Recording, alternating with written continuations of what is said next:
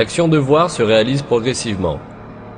Au moment de la vision, les particules de lumière, appelées photons, voyagent de l'objet jusqu'à l'œil et traversent le cristallin où ils sont réfractés pour se projeter sur la rétine à l'arrière de l'œil.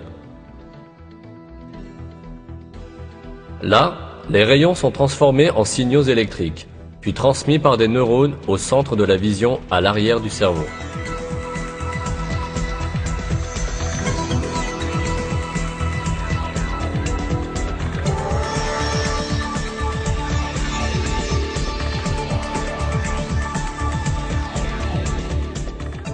L'action de voir se déroule en réalité dans ce centre du cerveau.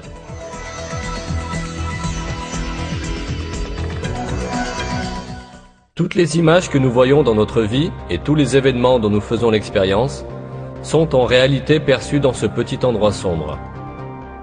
Que ce soit le film que vous êtes en train de regarder ou le paysage à perte de vue que vous contemplez en regardant l'horizon, tout ce que vous voyez entre en réalité dans cet espace de quelques centimètres cubes.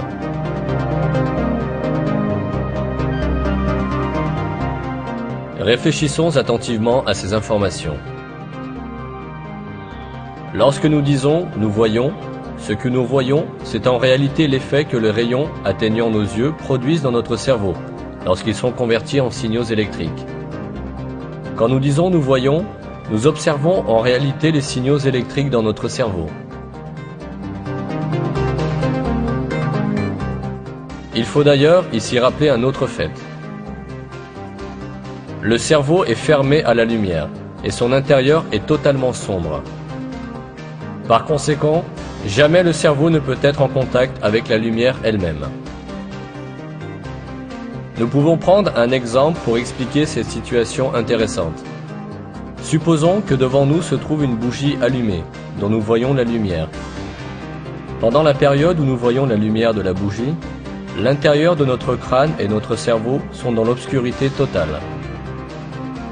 La lumière de la bougie n'illumine jamais notre cerveau et notre centre de vision.